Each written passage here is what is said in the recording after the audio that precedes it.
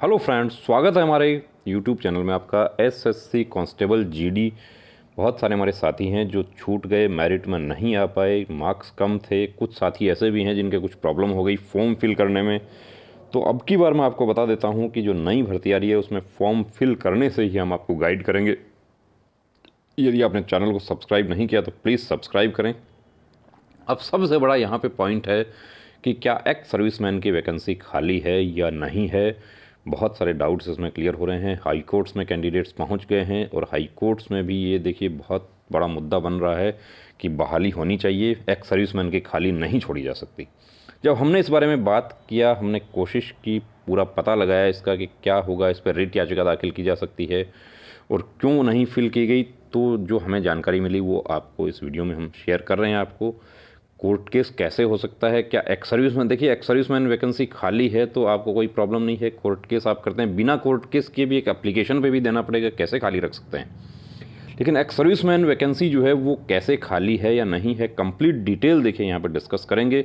उसके बाद आपको समझ ये बात आ जाएगी कि एक्स सर्विसमैन का क्या स्टेटस है, यहाँ पर क्या वजह है कि ये जीरो आगे शो हो रहा है। अब काफ़ी कैंडिडेट, जब कल हमने वीडियो लगाया तो हमें बहुत विरोध का सामना करना पड़ा। काफ़ी कैंडिडेट जो हैं वो देखिए फ्रस्ट्रेशन में ओपन जो है गाली गलौज करना शुरू कर देते हैं। उससे हमें कोई फ़र्क नहीं पड़ता है, वो कैंडिडेट की मैं भावनाएं समझ रहा हूं, क्योंकि उनको कुछ उम्मीदें बंधी हैं कि हम हाई कोर्ट जाएंगे, हम एडवोकेट से मिलेंगे, हमारे एक्स सर्विसमैन का देना पड़ेगा। एडवोकेट से भी किसी कैंडिडेट ने बात की है और उनको जब आपने सिर्फ सिंपल ये रिज़ल्ट शीट दिखाया तो उन्होंने भी कहा बिल्कुल देना पड़ेगा, कैसे। लेकिन जब एडवोकेट्स भी पूरा एडवर्टीज़मेंट जो है रिवाइज्ड वैकेंसी का जो पीडीएफ है वो देख रहे हैं और उसमें साफ नीचे लिखा हुआ है कि 10% जो है वो वैकेंसी है, उसका क्या सिचुएशन है, तो उनको भी ये बात समझ आ रही है। तो आज हमें एडवोकेट ने मना कर दिया, कल ही हमें एक्चुअली मना कर दिया था कि ऐसा कुछ नहीं हो सकता, आप इसमें नाहक ही परेशान हो रहे हैं। और एसएससी से भी क्लियर किया, तो आपको बताते हैं कि इसमें क्या सिचुएशन है, क्या एग्जैक्ट पोजीशन है। यहाँ देखिए हम बात करते हैं, सबसे पहले हम आंध्र प्रदेश से आपको ये समझाने की कोशिश करते हैं कि आंध्र प्रदेश का जो हमारा वैकेंसी है उसको देखिए, आप देख सकते हैं।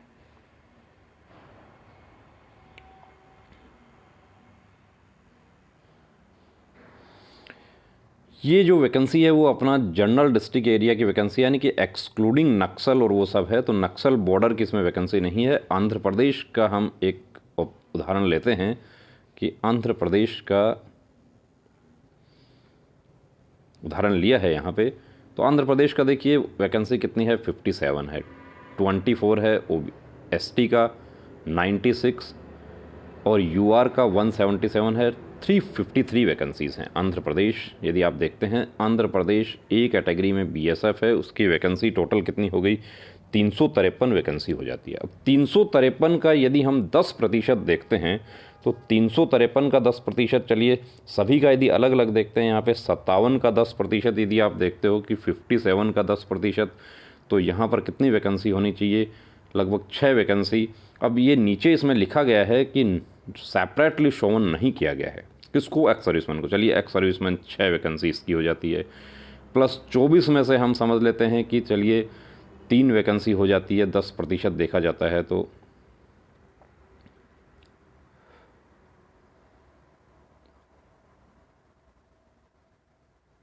प्लस जो 96 है उसको हम 100 मान के इसका 10% 10 मान लेते हैं, और 176 का आप 18 मान के इसको 180 मान के 18 कर लेते हैं, तो 6 और 3 11 और 8 19, और ये टोटल वैकेंसी आपकी कितनी हो जाती है, आप खुद यहाँ पे काउंट कर सकते हैं कि ये 353 का जो लगभग 10% है वो कितना हो जाता है। अब इसमें यदि अलग से शामिल नहीं की गई है तो इसका मतलब क्या है कि ये 353 वैकेंसी जो है इसी में एक सर्विसमैन की वैकेंसी है। तो 353 में यदि एक सर्विसमैन की वैकेंसी है, आप खुद मैथ पढ़ते हैं, आपको पता है कि भाई 10% कितना होना चाहिए।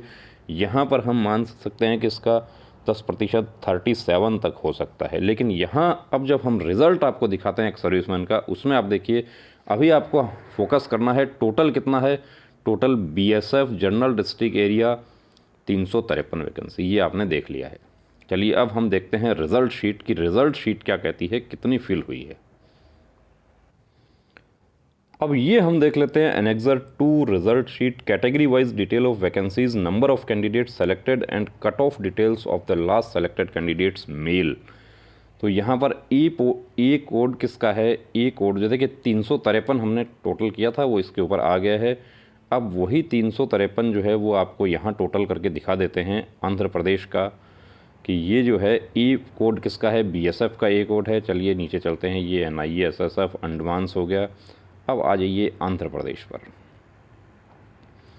आंध्र प्रदेश पर आ जाइए आप। हमने क्या किया था, एससी का कितना था, 57 था वैकेंसी, एसटी का 24 था, और ईएसएम तो उसमें नहीं लिखा हुआ था, उसमें 96 ओबीसी का लिखा हुआ था, और यूआर का 176 लिखा हुआ था। ये सब वहाँ पे लिखा हुआ था, ये आपने सामने देखा है, पूरा प्रूफ आपको दिखा रहे हैं। उसके बावजूद भी काफ़ी कैंडिडेट्स जो हैं वो झगड़ा करने पे उतारू हो रहे हैं।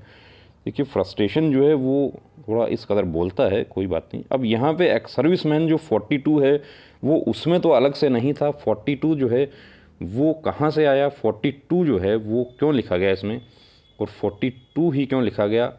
अब देखिए टोटल आप करके देख लीजिए, टोटल हमने कितना किया था, 353 किया था। आप 57, 24, 42 और 96 और 176 इनको यदि टोटल करते हैं आप, तो ये आपका जो टोटल है ये हो जाता है 353 हमारा पहले से था, उसमें से 42 आप और जोड़ देते हैं जो एक्स सर्विसमैन का शो हो रहा है, तो ये हो जाएगा 395। यहाँ पर 395 हो रहा है, जबकि वहाँ हमने देखा कि 353 ही हो रहा था वैकेंसी एसएसबी का, सॉरी बीएसएफ का, आंध्र प्रदेश का। ये आपने देखा। देखिए एक एक स्टेट का नहीं बता पाएंगे आपको, लेकिन आप खुद अपनी स्टेट का ये जो है काउंट कर लीजिए, आपको पूरा समझ आ जाएगा कि क्या कन्फ्यूजन किस वजह से हुआ है ये।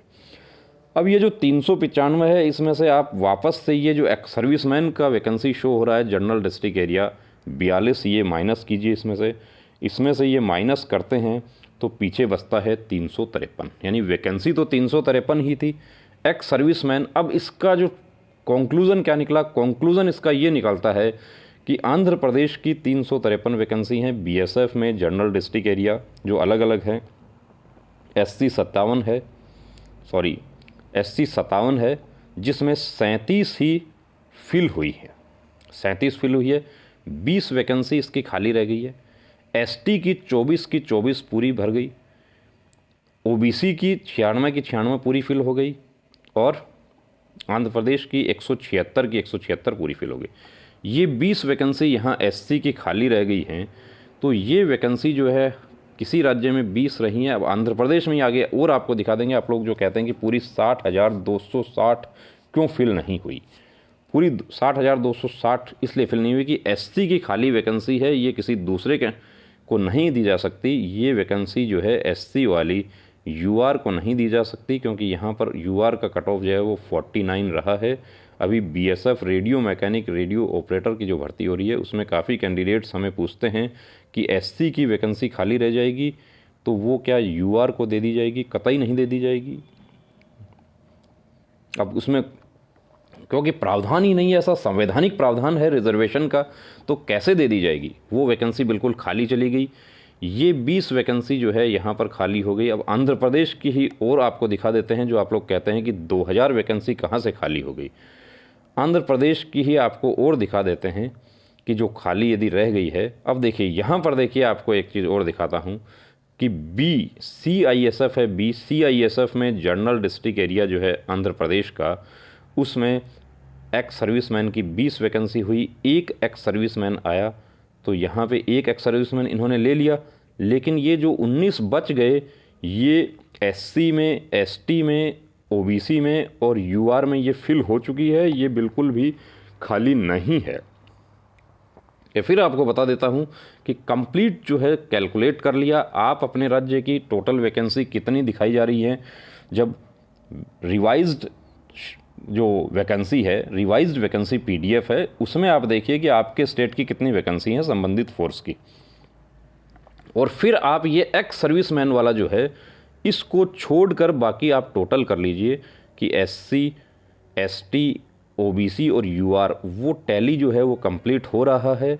यदि हो रहा है, अब यहाँ पर एक ये आ गया ये एक्स सर्विसमैन, तो इसमें एक एक्स सर्विसमैन गिन लीजिए आप, आपका पूरा डाउट क्लियर हो जाएगा कि एक्स सर्विसमैन की वैकेंसी जो है वो फिल हो गई है। अब आप एक्स सर्विसमैन पे आप कहते हैं कि हम रिट याचिका दाखिल करने जा रहे हैं, तो आप बिल्कुल बेशक आप जा सकते हैं रिट याचिका दाखिल करने, लेकिन रिट याचिका दाखिल करने से पहले जो वैकेंसी का जो रिवाइज्ड जो PDF है वो आप अपने एडवोकेट के साथ में ज़रूर शेयर करें कि ये क्या लिखा हुआ है इसमें नीचे, वो भी आपको दिखा देते हैं कि नीचे क्या लिखा हुआ है। ये आप पूरा रिवाइज जो शीट है, ये रिवाइज्ड वैकेंसी यदि आपके पास में नहीं है तो आप हमारे व्हाट्सएप नंबर पर एक मैसेज डाल दीजिए कि revised vacancy SSC vacancy PDF तुरंत आपको मिल जाएगा।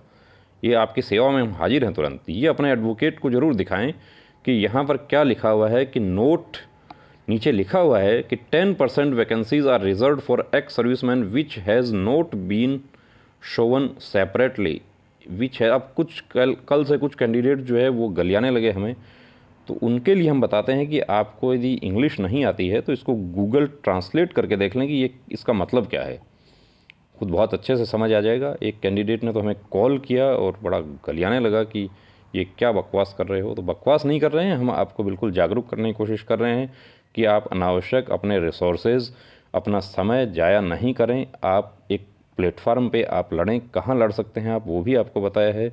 अब जो आप माननीय गृह मंत्री जी को आप चिट्ठी दीजिए वो भी बताया। आप लोग अनावश्यक इधर उधर भटक रहे हैं, उसके पास चलो, इसके पास चलो, वहाँ चलो, आपको मुहिम चला के ट्विटर पर मुहिम चलाया जा रहा है। खुद आप समझदार हैं, रोटी खा के आप भी सोते हैं। 10% vacancies are not reserve for ex serviceman which has not been shown separately, यानी इस वैकेंसी में शामिल है, वो शामिल है तो जितनी वैकेंसी जिस राज्य की हैं उतनी भर ली गई। एक्स सर्विसमैन आता है उतना उसको दे दिया, नहीं आया तो 0 एक्स सर्विसमैन हो गया, वैकेंसी खाली रहने जैसी कोई बात ही नहीं हुई। तो दोस्तों ये वीडियो आपको कैसा लगा? जाहिर सी बात है बहुत सारे साथियों को अच्छा नहीं लगा होगा कि जो ये कह रहे हैं कि कोर्ट में जाएंगे, रिट याचिका लगाएंगे और वर्दी पाएंगे। तो बिल्कुल आपका हक बनता है, जायज़ काम के लिए आपका हक बनता है, लेकिन यदि गलत रिट याचिका लग गई, गलत तथ्यों के आधार पर लग गई, तो जुर्माना भी आपके ऊपर माननीय उच्च न्यायालय द्वारा लगाया जा सकता है। तो यहाँ पर यह भी ध्यान रखना कि कहीं गलत तथ्यों के आधार पर रिट याचिका लग गई तो क्या होगा, उसके लिए हम फैसला भी आपको दिखा देंगे कि जिसमें कोस्ट भी डल सकता है, जुर्माना लग सकता है। तो दोस्तों अब रुकना नहीं, अब थमना नहीं, अब ठानना है। लेकिन जो हमारे साथी रह गए उनको मैं बता देता हूं कि अब मेहनत करें। अभी यदि आपकी एज है तो अगली भर्ती आ रही है, उसके लिए पूरी जी जान झोंक दें, जो कमी रह गई उसको दूर करें। मेडिकल वाले जो साथी हैं वो अपना मेडिकल का भी प्रॉपर अभी से तैयारी करें, जो एक्सरसाइज करें, कैरिंग एंगल, ये सब जो है अपना पॉइंट डिस्कस करें डॉक्टर के साथ में। और वर्दी पाना है लेकिन अपने को सही और जायज़ तरीके से पाना है। जय हिंद।